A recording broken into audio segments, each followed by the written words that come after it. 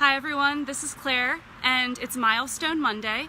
I wanted to share with you that 1 month ago today, Illumination Community Outreach filed for 501c3 tax-exempt status, and since then we did receive approval by the IRS to be a tax-exempt nonprofit charity, which is incredibly exciting. In the last month, we tried to share information with you as we learned it. One of the things that really was motivating us towards action were the statistics, which I'm going to recap really quickly.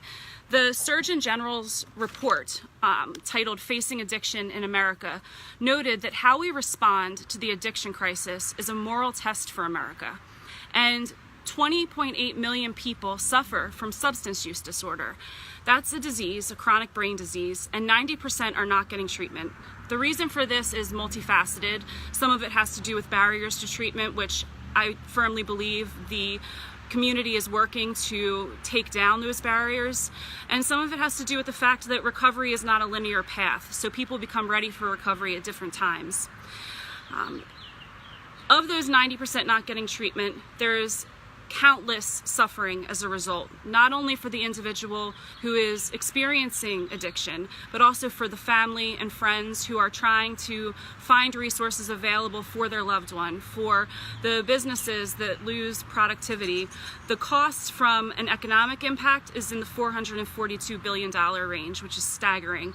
And a lot of that cost has to do with some of the criminalization of a disease, which we won't get into in this video. I want to just note at the outset that Illumination does not support in any way illegal drug use. We do not support narcotics use and abuse. But what we do is try to meet people where they are, because they are people who need love. They are people who need support, and they're people who need basic things like food and clothes and hygiene products and first aid kits. And so since one of the consequences of addiction is homelessness, one of the consequences of addiction is suffering, it's poverty, and it's a lack of resources. So we are mobilizing to go to people who need help. Because if it's hard for people who have access to computers and additional resources and insurance and have photo IDs, if it's hard for us to find resources for somebody, because we've received phone calls where someone says, I don't know where to go. I don't know where to take my loved one. They're ready right now for treatment. And when you dig a little bit deeper and you ask, do they have photo identification? What's the address on the photo ID? Do they have insurance? Have they been in any issues with a recovery house in the past where they wouldn't be able to go back there? These are all questions that a month ago I never would have thought to ask. And since we are learning and growing through this, I just want to share it. These are some things that you need to have an understanding of before seeking treatment for your loved one. The other thing is that of the 20.8 million people who are suffering from addiction and suffering from substance use disorder, 115 Americans die every day. And one of the reasons for that is because these aren't pure drugs. These are drugs that are being cut with illicit substances like W18, elephant tranquilizer, fentanyl. And fentanyl is 50 to 60 times more potent than heroin is. So Narcan is becoming more readily available, and it essentially cannot be incorrectly used. It's something that you can get from your pharmacy through the standing order in the state. It's something that you can get through your local public health facility if you don't have insurance. And it's something that the police officers and EMTs are now carrying. But if somebody isn't revived in time because they're alone, then carrying Narcan doesn't really do any good. One of the things that I've seen on social media is kind of a question of how come somebody with addiction can get Narcan, but somebody who has an XYZ disorder cannot get treatment for their disease. And the answer really is Narcan is not treatment.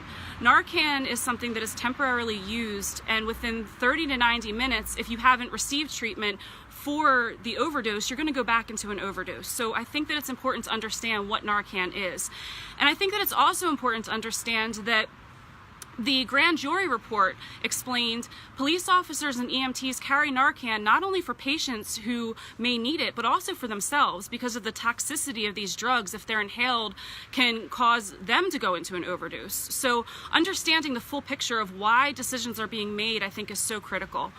So as we move forward, as I said, we're looking to meet people where they are. We've started in Philadelphia. We've handed out close to $1,000 worth of food and hygiene kits and first aid kits and fruit. And as I mentioned before, bananas and oranges are preferable if you're going to create a care package when you're going into an area that has a homeless population, because apples, due to dental issues and other hard foods, can't be eaten. So just something to keep in mind if you are going to do your own care packages.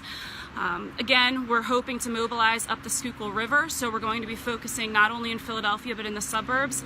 And so far the response has been very positive with regard to providing tangible light to people who are living in metaphorical and also literal darkness. So thank you for anyone who's supported us this far. We've had an amazing team, we've had amazing support, and I am intending on applying for grants, and our team is applying for grants and looking for sponsorships as we approach our launch event on September 15th. So really this is just where we've been, where we're going. Thank you for supporting us, and I will talk to you soon. Take care.